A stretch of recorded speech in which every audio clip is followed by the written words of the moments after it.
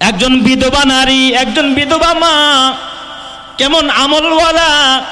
এ পর্দার মায়েরা ও অত্র এলাকার বরগুনার মা বোনেরা যারা বাসা বাড়িতে আমার বয়ান শুনতেছো, মা তোমাদের উদ্দেশ্যে এই ঘটনা, তোমাদের উদ্দেশ্যে নসিহতটা আমি শেষবারের মতো বলে যাই।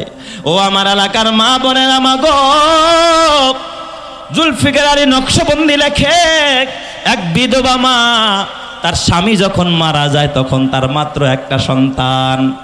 এই মায়ের পার্সোনাল কিছু আমল ছিল। খুতুবাতে জুলফিকার আল্লামা জুলফিকার আলী নকশবন্দি লেখে এই মা 4টা আমল করত, তার 4টা আমল রেগুলার ছিল, কোনোদিন সে মিস করতো না। 1 নম্বর আমল ছিল এই মা স্বামী মরে গেলে তো যা খুশি তাই করতে পারে, একজন বিধবা নারী, কেউ দেখার মতো নাই, কিন্তু এই নারী জীবনে কোনোদিন বেপরদায় চলে নাই। সুবহানাল্লাহ। কোন সবাই বলেন তো আমার মা বোনদের জন্য পর্দা করা সুন্নত না মুস্তাহাব? আরো জোরে কন। হ্যাঁ, পর্দা করা ফরজ। নামাজ যেমন ফরজ, পর্দা করা ফরজ। হজ টাকা থাকলে হজ করা যেমন ফরজ, পর্দা করা ফরজ। রমজান আইলে রোজা রাখা যেমন ফরজ, পর্দা করাও তেমন ফরজ। নামাজ না পড়লে যেমন জাহান্নামে যাইতে হবে, আমার কোনো মা আর বোন যদি পর্দা না করে কই যাইতে হবে? জাহান্নামের আগুনে জ্বলতে হবে। এই মা কখনো বেপরদায় চলতো না। এই জন্য মাকে ডাক দেয়া বলবো, মা ও আমার মা, আমার সোনার মা বোনেরা শোনো দিয়া মন, নারী হয়ে জন্ম তোমার পর্দা প্রয়োজন। পর্দা হলো দিনের বিধান, মেনে চলো তাই, পর্দা ছাড়া চললে নারীর কোনো মূল্য নাই। মেয়েরা যে মায়ের জাতি, কত যে সম্মান, পর্দা ছাড়া আজ নারী হচ্ছে অপমান। পত্রিকারই পাতা খুললে প্রায় দেখা যায়, এসিড নিক্ষেপ, নারী ধর্ষণ, এসব খবর রয়। পর্দা করে চললে নারী পাবে সবার শ্রদ্ধা, শয়তানেরই পোশাক ছেড়ে করো দিনের পর্দা। কথা ঠিক না বেঠিক জোরে কর। এই জন্য আমার মায়েরা পর্দা করো। মা পাকিস্তানের ওই বিধবা মা 1 নম্বর আমল, কখনো বেপরদায় চলতেন না, না খায়া থাকতেন, দিনের পর দিন রোজা রাখতেন। আর এই কারগুজারি উনি ওনার ছেলের কাছ থেকে নিয়েছেন, জুলফিকার আলী নকশবন্দি। তার ছেলেও হাফেজে কোরআন হয়ে আলেম হয়ে গেছে, মায়ের বিবরণ দিয়েছে তার ছেলে। আমার মা জীবনে কখনো বেপরদায় হয় নাই, এটা আমার মায়ের 1 নম্বর আমল। আমার মায়ের 2 নম্বর আমল হলো আমার মা 5 ওয়াক্ত নামাজ আউয়াল ওয়াক্তে পড়তেন। 5 ওয়াক্ত নামাজ কোন ওয়াক্তে? আউয়াল ওয়াক্তে। দেখবেন আমাদের অধিকাংশ মা বোনেরা যারা নামাজ পড়ে তারাও কিন্তু টাইম মতো পড়ে না, সময় শেষ করে তারপরে পড়ে, ঠিক না বেঠিক? অনেকে তো পড়েই না, আর যারা পড়ে তারা টাইম মতো পড়ে না। কিন্তু ওই মা আউয়াল ওয়াক্তে 5 ওয়াক্ত নামাজ পড়তেন। ও আমার মায়েরা, মা গো, কোন মা যদি তাড়াহুড়া কইরা আউয়াল ওয়াক্তে নামাজ পড়া তারপরে রান্না বসাইতে গিয়া তাড়াহুড়া করতে গেছে, 1 ফোঁটা গরম পানি হাতে লাগা পড়ে গেছে, কসম আল্লাহর কিয়ামতের ময়দানে ওই পোড়া জায়গাটুকু শাহাদাতের সাক্ষী দিয়া তাকে জান্নাতে বানায়া দিবে। সুবহানাল্লাহ। কারণ এই পেরেশানিটা করছে কিসের জন্য? নামাজের জন্য। অথচ আমার মায়েরা সকালবেলা রিমোট ঘুরাইয়া শুক্রবার কয়টা বাজে কোন নাটক, কোন চ্যানেলে কোন নাটক, তাড়াহুড়া করে রান্না করে নাটক দেখার জন্য। কথা কয় না? ভারতীয় চ্যানেল দেখার জন্য, স্টার জলসা, জি বাংলা দেখার জন্য। মা ও মা, না না, এইভাবে জীবন কাটাইলে মা গো, এই রূপ ধরা যৌবন জং ধরে যাবে মা। নাকের ফুল থাকবে না, গলার মালা থাকবে না, হাতের বালা থাকবে না, কানের দুল থাকবে না মা, দামি 3 পিসটাও সাথে যাবে না। একেবারে উলঙ্গ কইরা সাদা কাপড়ে মোড়াইয়া তারপরে তোর কবরে শোয়া রাখবে গো মা। তাইলে বলেন তো মাদের আউয়াল ওয়াক্তে নামাজ পড়ার দরকার আছে না নাই? ওই মা আউয়াল ওয়াক্তে কি করতেন? 5 ওয়াক্ত নামাজ পড়তেন। এই মায়ের আরেকটা আমল, এই মা ডেলি 100 বার দুরূদ শরীফ পড়তেন। কয়বার? তার ছেলে বলেছে আমার মা কোনোদিন দুরূদ মিস করতো না, 100 বার দৈনন্দিন জীবনে 100 বার আমার মা দুরূদ পড়তেন। আমার মায়ের আরেকটা আমল ছিল, 100 বার ইস্তেগফার পড়তেন, তওবা করতেন, আল্লাহর কাছে ক্ষমা চাইতেন। আর 5 নম্বর আমার মায়ের আরেকটা আমল, আমার মা জীবনে পণ করেছে আমি হাফেজে কোরআন হইলে আমার মা আমারে নিয়ে আল্লাহর ঘর বাইতুল্লাহ হজ করতে যাবেন। সুবহানাল্লাহ। আমার মায়ের স্বপ্ন, আমার তো বাবা নাই, আমার মায়ের জন্য মাহারাম, আমি তার একমাত্র সন্তান, আমি ছিলাম তার একমাত্র অবলম্বন। আমার মা জীবনের ম্যাক্সিমাম সময় যা উপার্জন করতো তা দিয়ে আমার পড়াশোনা করাইছে, হাফেজ হয়ে গেলাম। আমার মা আমার বাবা রেখে যাওয়া কিছু সম্পদ ছিল, তার থেকে কিছু অংশ বিক্রি করে আমার মা হজের নিয়ত করছে। ওই হজের সফরে আমি এবং আমার মা দুইজনে রওনা করলাম। আজব ঘটনা বাবা, আসল কথা এখনো কিন্তু বলি নাই। কি কারামত আল্লাহ দিয়েছে। নারীরা যখন আমলদার হয়ে যায়, একজন মা যখন আমলি হয়ে যায়, কয় 70 জন অলির চাইতেও তার মর্যাদা আল্লাহ তাআলা বাড়ায়া দেয়। সুবহানাল্লাহ জোরে কোন সবাই। এই মা কত বড় আমলদার মা, ছেলেকে নিয়ে কোরআনের হাফেজকে নিয়ে কাফেলার সাথে হজ করতে গেছে পাকিস্তান থেকে। হজ করতে যাওয়ার পর এই মা বেশিরভাগ টাইম মক্কায় রোজা রাখা আরম্ভ করছে। মা তো দুর্বল হয়ে গেছে, ভালো কিছু খায় না। হাফেজে কোরআন কাফেলার পুরুষদের সাথে বাইতুল্লাহ তওয়াফ করতে যায়, আর তার মারে দিছে মহিলাদের সাথে কাফেলা বাইন্দা তাদের সাথে কোথায় যায়? বাইতুল্লাহে যায়, তওয়াফ করে। হঠাৎ একদিন কাফেলার সব নারীরা আলাদা আসছে বাসায়, পুরুষরা আলাদা বাসায় আসছে, নকশবন্দি লেখে তার কিতাবের মধ্যে।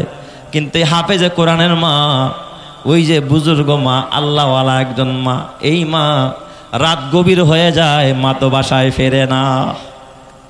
ছেলে পাগল পারা হয়ে বের হয়ে যায়। আল্লাহ, এই দুনিয়ায় আমার মার কেউ নাই, আমার বাবা নাই, আমার মায়ের কত স্বপ্ন আমার হাফেজ বানায়, আমার মা বাইতুল্লাহ হজ করতে আসছে। আল্লাহ, আমার মা দুনিয়া চায় নাই, আমার মা ইচ্ছা করলে আরেক জায়গায় বিয়ে বসতে পারতো, নিজের যৌবনের চাহিদা মেটাইতে পারত।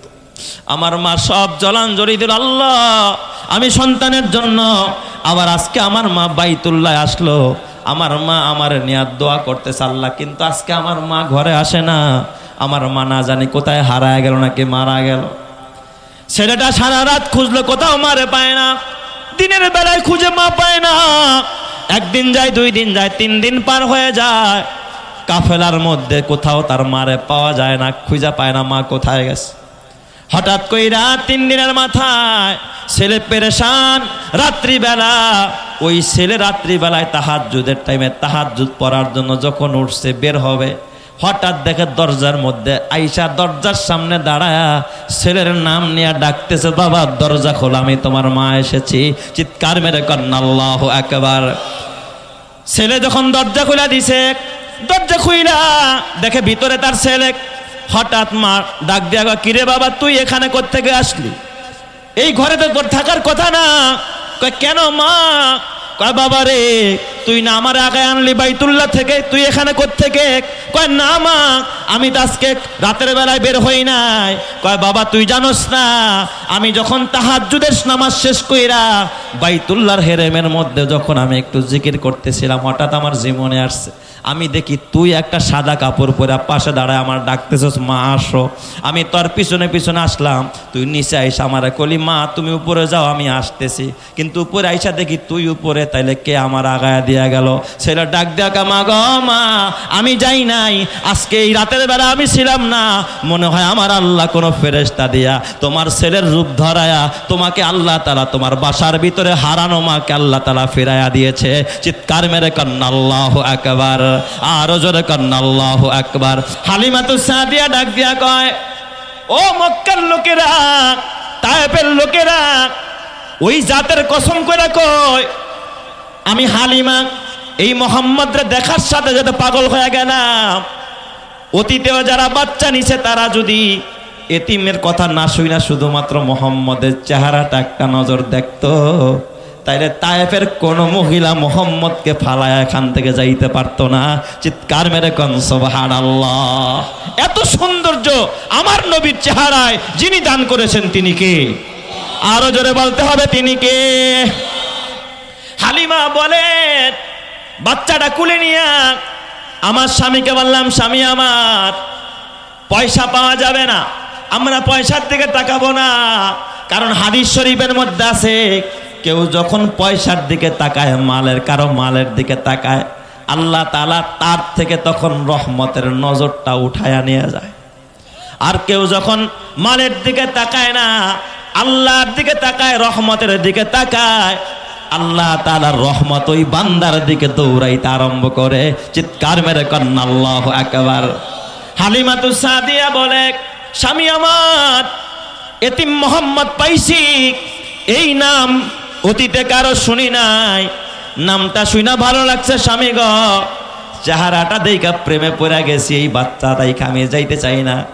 স্বামী কয় তাইলে একটা কাজ করো ও বিবি আমার, এই এতিম বাচ্চাটাকে নিয়ে চলো, আসাল্লাহু আইয়াজালাহু ফিহি বারাকা, অচিরেই আল্লাহ তাআলা এই বাচ্চার দ্বারা মনে হয় আমাদেরকে বরকত দান করবে। চিৎকার মেরে কন্না আল্লাহু আকবার।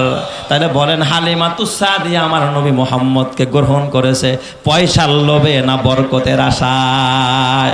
আরো জোরে বলেন কিসের আশা? ও দুনিয়ার মুসলমান, তুমিও কিন্তু বন্ধু বানাও। চেয়ারম্যান এমপির লগে বন্ধুত্ব করতে চায়, ঠিক না ভাই? ঠিক, যে এমপির লগে সম্পর্ক হইলে এমপি আমার বিপদে কি করবে, হেল্প করবে। 5 বিঘা জমিওয়ালা 6 বিঘাওয়ালার সাথে সম্পর্ক করতে চায়, একতলাওয়ালা দোতলাওয়ালার সাথে সম্পর্ক করতে চায়, লাখপতি কোটিপতির সাথে সম্পর্ক করতে চায়। দেখবেন দুনিয়াতে কেউ গরিবের লগে আত্মীয় করতে চায় না। ঠিক বললাম না ভাই? ঠিক বললাম? রাগ করতেছেন আপনারা যে ও গরিব, দিতে পারবো না, খাওয়াইতে পারবো না। তার মানে তোমার নজর হলো টাকার দিকে, পকেটের দিকে। আল্লাহ বলে গোলাম না না, নজরটা টাকার দিকে দিস না, পকেটের দিকে দিস না, মালের দিকে না, রহমানের দিকে দেখ, আমি আল্লাহর দিকে দেখ।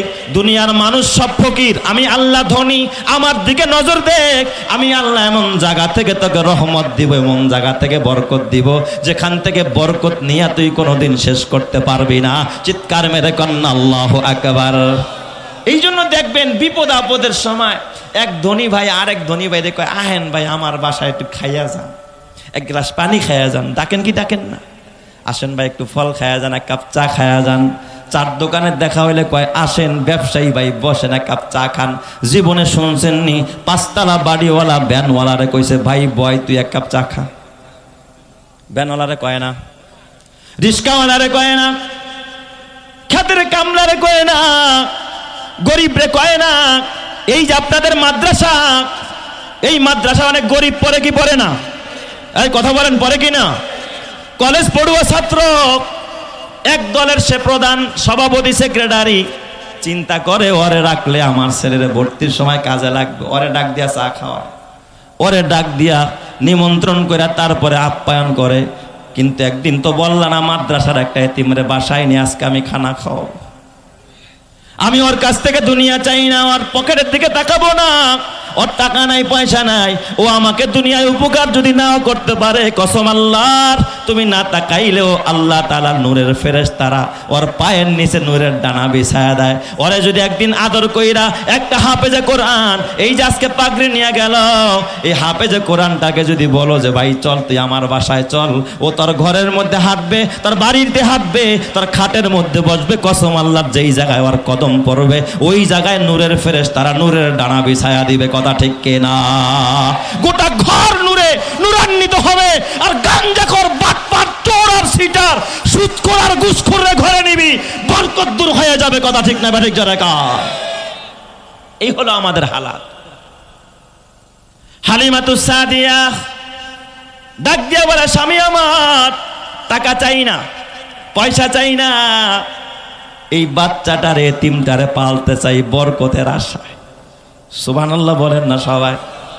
হালিমাতুস সাদিয়া বলে, সিরাত ইবনে হিশামের মধ্যে লেখছে, হালিমাতুস সাদিয়া বলে আমি দুর্বল, আমার গাদাটাও ছিল বড় দুর্বল।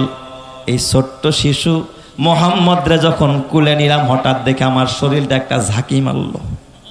ঝাঁকি মারার সাথে সাথে আমি দেখি আমার শরীরের মধ্যে কেমন যেন শক্তি এসে গেছে। আমার শরীরটা কেমন যেন এখন চাঙ্গা চাঙ্গা বাপ, মনে হয় যেন দুইটারে গুছাই মেরালে, শক্তি বেড়ে গেছে। আমার একটা ছেলে ছিল আব্দুল্লাহ, এই আব্দুল্লাহ দুধ পান করে, কারণ দুধ খাওয়াইতে হইলে তো ওই মহিলার স্তনের দুধ থাকতে হবে, তার বাচ্চা থাকতে হবে, ঠিক না বে ঠিক? যার বাচ্চা নাই সে কি আরেকজনের দুধ পান করাইতে পারে নাকি? আমার আব্দুল্লাহ দুধ পাইতো না, সারাদিন টেও টেও করতো, কান্না করতো। কিন্তু এই আখেরি জামানার পয়গম্বর মুহাম্মদরে কোলে নেওয়ার সাথে সাথে আমার যে স্তনগুলো একেবারে শুকানো ছিল, মোহাম্মদকে কোলে নেওয়ার সাথে সাথে আমি তাকায় দেখি আমার স্তন দুইটা দুধে ভরপুর হয়ে গেছে। আর একটু জোরে কান্না আল্লাহু আকবার। বলেন তো বরকতের মালিক কে? আরো জোরে বলেন বরকতের মালিক কে? হালিমাতুস সাদিয়া স্বামীরে বলে, স্বামী আমার গাধায় উঠে। স্বামী গাধায় বসছে। হালিমাতুস সাদিয়া নবী মুহাম্মদ রাসূলুল্লাহরে কোলে নিয়ে স্বামী আগে পিছনে বসছে। গাধা সাথে সাথে জমিনে বসে পড়ছে। গাধা দাঁড়ায় না, লাগাম দিয়া চাবুক মারে, ওঠো। গাধা ওঠে না। হালিমাতুস সাদিয়া কয় মনে হয় কিছু একটা ঘটছে। স্বামীর আপনি একটু নামেন দেখি গাধা কেন দাঁড়ায় না। তাহলে আপনি নামেন। আমার নবী মুহাম্মদুর রাসূলুল্লাহরে কোলে নিয়ে হালিমাতুস সাদিয়া আগে বসছে। আপনি একটু পিছে বসেন দেখি গাধা দাঁড়ায়নি। নবীরে কোলে নিয়ে হালিমাতুস সাদিয়া গাদার সামনের দিকে বসছে, তার স্বামীরে পিছনে বসাইছে। আমার নবীর দিকে পিঠ দিয়া বসবি, আরশের মালিক সহ্য করে না। আমার নবীরে তুই চেনস না, আমার নবীরে গাদায় চিনে, গাদা দাঁড়ায় না। হালিমাতুস সাদিয়ার স্বামী পিছনে বসছে, হালিমাতুস সাদিয়া আমার নবীরে কোলে নিয়ে সামনে বসছে। অমনি গাদা শক্তি সঞ্চার করে এত দ্রুত গতিতে দৌড়ায়। কিসের ঘোড়া কিসের উট, ওই যে কাফেলা কয়েক মাইল পার হয়ে আগে চলে গেছে। এই কাফেলা ক্রস কইরা হালিমাতুস সাদিয়ার দুর্বল গাদা সবল হয়ে তাদেরকে ক্রস কইরা আগে আগে হাঁটা আরম্ভ করেছে। চিৎকার মেরে কান্না আল্লাহু আকবার। আরো জোরে বলেন আল্লাহু আকবার। নবী নবী বলে আর কত কাল আমি কাঁদব, আপন নয়নে কবে জানি দয়ার নবীকে আমি দেখব। নবী নবী করে আর কত কাল আমি কাঁদব, আপন নয়নে কবে জানি, আপন নয়নে কবে জানি দয়ার নবীকে আমি দেখব। নবী নবী করে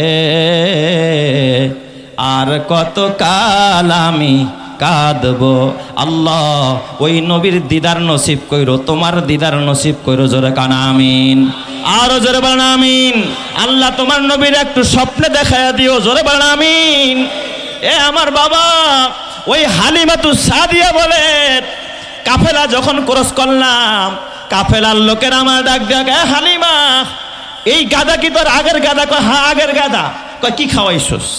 গাদা এত দৌড়ায় কে? গাদার এত পাওয়ার কেমনে বাড়লো? মক্কায় নিয়ে কি খাওয়াইছস?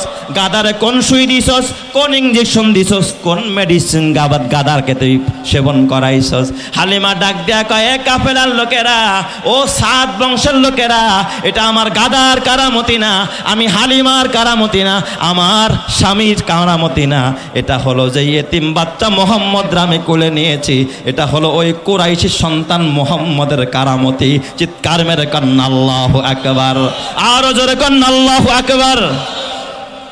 আমার নবীকে নিয়ে হালিমা যখন বাসায় চলে যায়, হালিমাতুস সাদিয়ার একটাই মাত্র পেশা, কিছু বকরি ছিল, বকরিগুলোকে মাঠে চড়াইতো, ঘাস খাওয়াইতো, বাচ্চা হইতো, বিক্রি করতো, দুধ দহন করতো, বাজারে বিক্রি করতো। হালিমার একটা মেয়ে ছিল, নাম তার সীমা। সীমারে কয় যা বকরি নিয়ে যা।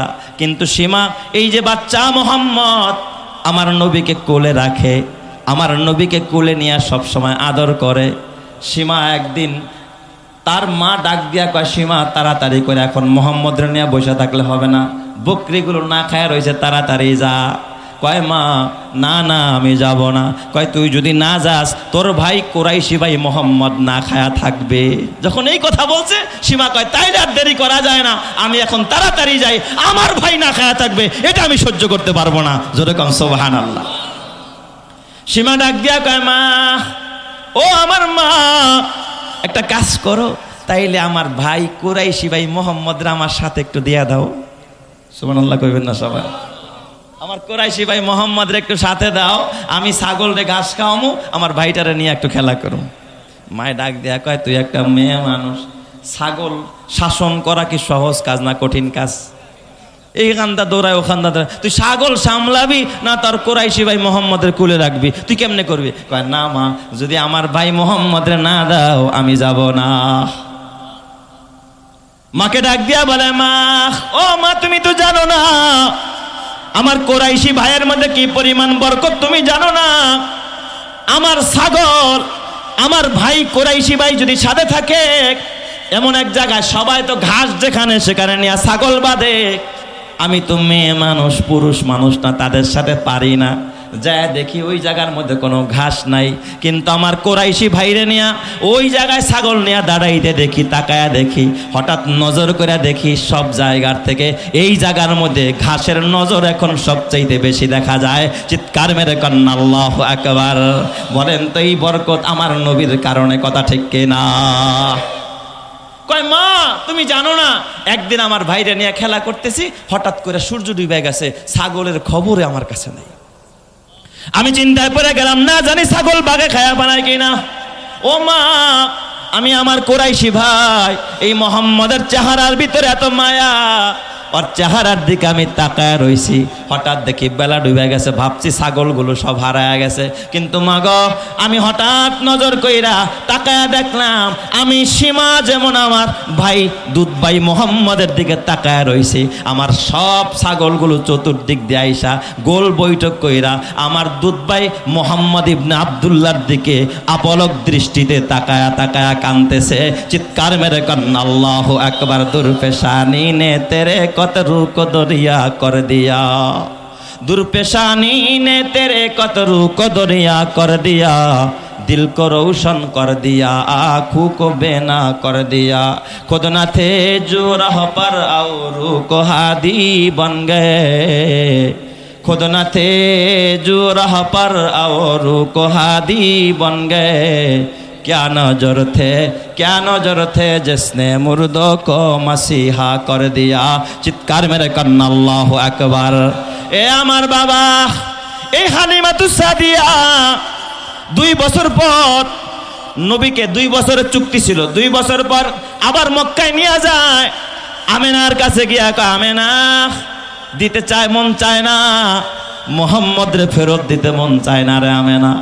আমেনার এখন উল্টা বোঝায়, ও আমেনা, মক্কার আবহাওয়া ভালো না, কয়দিন পর পর মহামারী দেখা দেয়, তায়েফের আবহাওয়া ভালো, গাছগাছালি, গ্রাম্য পরিবেশ, আর 2টা বছরের লেগা তোমার ছেলে মোহাম্মদরে আমার কাছে দিয়ে দাও, আরো 2টা বছর তোমার ছেলেকে ফিরি লালন পালন করতে। আমেনা নবী মোহাম্মদের মায়া ভুলতে পারে না, আরে হালিমা ভুলতে পারে না, পটাইতেছে মা আমেনাকে, গর্ভধারিণী মাকে পটায়। ও আমেনা, আর রাইখো না, দিয়ে দাও, আবারও নিয়ে যাই, চুক্তি অনুযায়ী 2 বছর শেষ, আরো 2 বছরের জন্য চুক্তি করো, তোমার ছেলে মোহাম্মদরে আমার কাছে দিয়ে দাও, আমি আদর দিয়ে সোহাগ দিয়ে তোমার ছেলেকে লালন পালন করব। আর এত বরকত পাইছি এই বাচ্চার ভিতরে। ও আমেনা শোনো, আমার একটা ছেলে আছে আব্দুল্লাহ, তোমার ছেলের হৃদয়টা এত বড় প্রশস্ত আল্লাহ বানায়া দিছে। আমার ছেলে আব্দুল্লাহ একটা সময় দুধ পাইতো না, কিন্তু এই মোহাম্মদের ঘরে আনার পর আমার ছেলে একটা দুধ পান করে, কিন্তু আরেকটা দুধ আমি মোহাম্মদরে পান করাই। আমি বারবার চেষ্টা করেছি ওর দুধ ভাইয়ের দুধের মধ্যে মুখ লাগাইতে, কিন্তু মোহাম্মদ কোনোদিন তার ভাইয়ের দুধে মুখ লাগায় না, সব সময় নিজেরটা পান করে, কোনোদিন ভাইয়ের দুধের মধ্যে মুখ লাগায় নাই। জোরে কোন সুবহানাল্লাহ। ও আমেনা শোনো, আমি আর একটা কথা বলি, আমি মোহাম্মদকে কখনো কাঁদতে দেখি নাই, মোহাম্মদ কখনো কাঁদে না। ক্ষুধা লাগলে বাচ্চারা ট্যাও ট্যাও করে কান্না করে, ব্যথা পাইলে কাঁদে, মোহাম্মদরে কখনো কাঁদতে দেখি নাই। কিন্তু একটা কারণে মোহাম্মদরে কাঁদতে দেখেছি। আমেনা ডাক দিয়া কয়, হালিমা কখন কাঁদতে দেখেছো? কয়, যখন মোহাম্মদের লজ্জাস্থান থেকে কোনো কাপড় সরে যায়, কোনো কাপড় যখন সরে যাইত তখনই শুধু মোহাম্মদরে কাঁদতে দেখেছি, এছাড়া কোনো সময় আমি নবী মোহাম্মদরে কাঁদতে দেখি নাই। চিৎকার মেরে কোন সুবহানাল্লাহ। হালিমাতুস সাদিয়া আবার 2 বছরের জন্য নিয়ে আসলেন। 4 বছর যখন হয়, এই সীমা আমার নবীর নিয়ে আবার বকরি চড়াইতে যায়। সীমা হয়রান হয়ে দৌড়ায়, সামারা ডাক দেখা, মা গো সর্বনাশ। মা কয়, কি হয়েছে মা? কয়, দেখলাম সাদা পোশাকধারী 2 জন মানুষ, আসমানে মাথা জমিনে তার পা, আমার কোরাইশি ভাই মোহাম্মদের ধরে দেখলাম একটা জঙ্গলের মধ্যে শোয়া দিল, তার পুরা সিনাটারে দেখলাম ফাইরা ফেললো। ও মা, দেখলাম একটা ঝলমল ঝলমল করে মনে হয় জান্নাতি তস্তরি, জান্নাতি পেয়ালার মধ্যে জমজমের পানি দিয়া কি জানি ধৌত করলো, কি জানি ফিট করলো। আবার ওইটা দেখলাম মোহাম্মদকে আবার সিনার মধ্যে ঢুকে আবার লাগায়া দিল। আমার ভাই বাইচা আছে না মইরা আছে? মা তাড়াতাড়ি আসো। এই দিক দিয়ে হালিমাতু সাদিয়া ঠিক যা দেখে আমার নবীর বক্ষ বিদারণ হয়ে গেছে। ওই 4 বছর বয়স আমার নবীকে আল্লাহ তাআলা, এই সিনাকে আল্লাহ তাআলা জমজমের পানি দিয়া ধুইয়া এই সিনার মধ্যে ঈমান, তাকওয়া, মোহাব্বত, ভালোবাসা, ইস্তেকামাত সব কিছু দিয়ে আমার নবীর সিনাটাকে আল্লাহ তাআলা একেবারে প্রশস্ত করে দিয়েছে। চিৎকার মেরে কন্না আল্লাহু আকবার। এই কথাটা আল্লাহ তাআলা আমার নবীকে শোনায়, আলাম নাশরাহ লাকা সাদরাক, হে নবী আমার, ওই যে 4 বছর বয়সে একবার সিনাটাকে প্রশস্ত করে দিয়েছি, আরেকবার আল্লাহ করেছে 10 বছর বয়সে, আরেকবার আল্লাহ করেছে ওহী নাজিল করার আগে, কোরআন নাজিল করার আগে, আর চতুর্থবার নাজিল করেছে মেরাজে নেওয়ার আগে। আমার নবী জান্নাত দেখবে, আমার নবী জাহান্নাম দেখবে, আমার নবী সিদরাতুল মুনতাহা ভেদ করবে, আমার নবী বুরাকে চলবে, আমার নবী রফরফে চলবে, আমার নবী যেন ভয় না পায়। এই জন্য আমার নবীকে আল্লাহ তাআলা 4বার সিনাটাকে চাক কইরা এই সিনাটাকে ইসলামের জন্য প্রশস্ত করে দিয়েছেন। যিনি, তিনি কে? আরো জোরে বলেন না, তিনি কে? এরপর আল্লাহ তাআলা 2 নম্বরের নিয়ামতের কথা শোনায়। আপনাদের কষ্ট হবে, আমি কি শেষ করে দিব? আমি আর লম্বা করব না, অল্প সময় শেষ করবো ইনশাআল্লাহ। আল্লাহ তাআলা নবীকে 2 নম্বরের নিয়ামতের কথা শোনায়। ও নবী আমার, আলাম নাশরাহ লাকা সাদরাক ওয়া ওয়াদানা আনকা বিজরাক, হাবিব আমার, আমি কিন্তু আপনার বোঝাকে হালকা করে দিছি, পুরা লোডটা কিন্তু আপনার উপর আমি দেই নাই। কিসের বোঝা? কিসের বোঝা? কয় আল্লাহ গোটা উম্মত, গোটা জগৎটা এমন এক জাহিলি যুগে আল্লাহ তাআলা তার নবীকে পাঠায়, যেই যুগের মধ্যে একজন বাবা তার নিজের মেয়েকে জীবন্ত মাটির মধ্যে পুঁতে রাখে। এত বড় অন্যায়ের সাথে, এত বড় গুনার সাথে যেই উম্মত, যেই মানুষ জড়িত, এই মানুষগুলোরে কেমনে তিনি হেদায়েতের পথে ডাকবেন? বলেন তো, এটা নবীর জন্য বড় একটা বোঝা কি বোঝা না?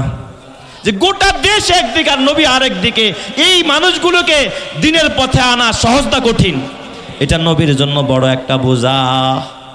আল্লাহ কয়, নবী আমার, আমি কিন্তু এই বোঝাটা হালকা করছি, আপনার একা ছাইরা দেই নাই। তায়েফে মার খাইছেন, আমি আল্লাহ সেখানে ছিলাম। নবী আমার, জায়গায় জায়গায় মার খাইছেন, আমি আল্লাহ আপনার একা ছাড়ি নাই। আবু লাহাব আপনার গালি দিছে, তাব্বান লাকা আলিহাদা জামাতানা ইয়া মুহাম্মদ, আপনাকে কিন্তু আমি একা একা ছাড়ি না। আমি জবাব দিয়া দিছি, তাব্বাত ইয়াদা আবি লাহাবি ওয়া তাব্বা। এ আবু লাহাব, আমার নবীর হাত ধ্বংস হবে তা না, তুই আমার নবীর গালি দিছস, তোর হাত ধ্বংস হবে। কসম আল্লাহর, এই যুগে আল্লাহ তাআলা আলেম ওলামার একা ছাড়ে নাই, গাজাবাসীর আল্লাহ একা ছাড়ে নাই, ফিলিস্তিন আল্লাহ একা ছাড়ে নাই, কাশ্মীরকে আল্লাহ একা ছাড়ে নাই, আরাকানকে আল্লাহ একা ছাড়ে নাই। বলেন তো, ইমানদারদের সাথে আছেন যিনি, তিনি কে? আরো জোরে বলেন, তিনি কে? এটা গেল একটা বোঝা হালকা করার ব্যাখ্যা। আরেকটা বোঝা হালকা করার ব্যাখ্যা, আরেকটা ব্যাখ্যা হলো, বলেন তো কোরআন হালকা না ভারী? কারণ ভারী দেখেই তো আল্লাহ কয়, ইন্না আরাজানাল আমানাতা আলাস সামাওয়াতি ওয়াল আরদ। আল্লাহ কয়, এই কোরআনের আমানাত আমি আল্লাহ আসমানে দিতে চাইছি, আসমান নেয় নাই। আসমান কয়, কোরআন যদি আমার উপরে দাও, আমি আসমান ভেঙে পড়বো। আমি জমিন দিতে চাইছি, জমিন কোরআনের বোঝাটা নেয় নাই। জমিন কয়, আমি ভূগর্ভে চলে যাব, ডেবে যাব। ওয়াল জিবাল, আল্লাহ কয়, আমি কোরআনের বোঝাটা পাহাড়ে দিতে চাইছি। পাহাড় কয়, আল্লাহ আমারে দিও না, আমিও মোমের মতো গইলা যাব। আল্লাহ তাআলা বলে, ইন্না আরাদানাল আমানাতা আলাস সামাওয়াতি ওয়াল আরদ, আসমানে দিতে চাইলাম, জমিনে দিতে চাইলাম, পাহাড়ে দিতে চাইলাম, কেউ নিল না। আল্লাহ তাআলা বলে, কিন্তু এই কোরআনের বোঝা আমি মুহাম্মদ আপনার উপরে দিলাম। আপনারা দেখেছেন অনেক সময় ছোট বাচ্চারা, আপনি যখন বাজার থেকে আসেন, সে আপনার বাজারের ব্যাগটা নিতে চায়, চাই কি চায় না? বাবাই কিন্তু কয়, তাই নাও বাবা, তুমি নাও। বাবাই দেখবেন ছেলের হাতে ধরায় কি পুরা ওয়েটটা ছেলের হাতে ছেড়ে দেয়নি, বাবা ধরে রাখে। আল্লাহ তাআলা কয়, হাবিব আমার, কোরআন আমি আপনার উপরে দিয়েছি, কিন্তু কোরআনের পুরা ওয়েটটা কিন্তু আপনার উপরে আমি ছাড়ি নাই। আমি আল্লাহ উপর থেকে ধরে রাখছি, আপনি শুধু শো, আপনি শুধু নিজ থেকে শুধুমাত্র একটা বহন করার ভাব ধরে আছেন, ধরে রাখছে আমি আল্লাহ। এর দলিল হলো আল্লাহ তাআলা বলে ইন্না নাহনু নাযালনা যিকরা ওয়া ইন্না লাহু লাহাফিজুন। কোরআন আমি নাজিল করছি, হেফাজত আমি আল্লাহ করব। সুবহানাল্লাহ জোরে কোন সবাই। যদি সব নাজিল করে দিত, হেফাজতের দায়িত্ব কিন্তু নবীর উপর আইসা যাইত। আল্লাহকে হেফাজত করবে কে? কোরআন হেফাজত করবে কে? এই কোরআন কিন্তু আমেরিকাকে দিয়ে আল্লাহ হেফাজত করবে না, রাশিয়াকে দিয়ে করবে না, চীনকে দিয়ে করবে না। এই কোরআন হেফাজত হবে এই মাদ্রাসার হাফেজে কোরআন দিয়া, এই মাদ্রাসার হাফেজে কোরআন হেফজখানার ছাত্র দিয়া। ঠিক না ঠিক জোরে কোন। এই জন্য আমার আল্লাহ কয় ইন্না লিল্লাহি আহলিনা ফিল আরদ। জমিনে আল্লাহর কিছু বিশেষ মেহমান আছে, বিশেষ অতিথি আছে, বিশেষ পরিবার আছে। ক্বালু মান হুম ইয়া রাসূলুল্লাহ। সাহাবায়ে কেরাম বললেন নবীজি ওই মেহমান কারা? আল্লাহর নবী কয় হুম আহলুল কোরআন, যারা কোরআন পড়ে। আহলুল্লাহ, তারাই হলো আল্লাহর মেহমান। ওয়া খাসাতুহু, আল্লাহর বিশেষ পরিবার। ভিতরে যারা কোরআন পড়ে আর পড়ায়, ওরাই হলো আল্লাহর মেহমান। ঠিক না ঠিক জোরে কোন। যারা আল্লাহ, এই জন্য কিয়ামতের ময়দানে আল্লাহ ডাক দিয়ে বলবে ইয়া ইবাদি, এ আমার বান্দারা, আমি ক্ষুধার্ত ছিলাম, তুই আমারে খাওয়ান দেস নাই। আমি অসুস্থ ছিলাম, চিকিৎসা করস নাই। এ গোলামেরা, আমার একটু পিপাসা ছিল, তুই আমারে পানি পান করাস নাই। বান্দা ডাক দিয়া বলবে আল্লাহ তুমি খাও না, তুমি পান করো না, তুমি অসুস্থ হও না। আল্লাহ কেমনে তোমার খাওয়ান দেব? আল্লাহ ডাক দিয়া কে ওই যে আমার মেহমানেরা, এই যে মাদ্রাসা এতিমখানা লিল্লাহ বোর্ডিং এ ছাত্ররা সকালবেলা আলু ভর্তার ডাইরের পানি খাইছে, তোর বাসায় কোরমা চলতো, পোলাও চলতো, দামি দামি খাবার চলতো, অনুষ্ঠানে তুই চেয়ারম্যান মেম্বার দাওয়াত দিছ, জীবনে তোর বাসার মেয়ের বিয়েতে একটা এতিমরে দাওয়াত দেয়া খাওয়াস নাই, একটা গরিবরে খাওয়াস নাই। ওরা ছিল আমার মেহমান, আমার পরিবার, ওরা আমার আহালরা, ওদের খবর নেস নাই। আমি আল্লাহকে খাওয়াস নাই, ওদেরকে দেস নাই মানে আমি আল্লাহরে দেস নাই, ওদের খবর নেস নাই মানে আমি আল্লাহর খবর নেস নাই। ওরা অসুস্থ হয়েছিল একদিন চিকিৎসার জন্য, কোনো খবর নেস নাই, তার মানে আমার কোনো চিকিৎসা তোরা করস নাই। এ দুনিয়ার ভাইয়েরা, ও আমার বন্ধুরা, আল্লাহ কিন্তু কোরআন নিজে আইসা হেফাজত করবে তা না। এই হাফেজে কোরআন দিয়া আল্লাহ তাআলা একজনের সিনা থেকে আরেকজনের সিনায় আল্লাহ তাআলা কোরআন পাঠায়। তার মানে ওদেরকে আল্লাহ রাখছে এই কোরআন হেফাজতের জন্য। তার মানে এরাই তো হলো আল্লাহ তাআলার বিশেষ মেহমান। ঠিক না বেঠিক জোরে কোন। তার মানে হলো এই কোরআন ওয়ালাদের খেদমত যদি করো,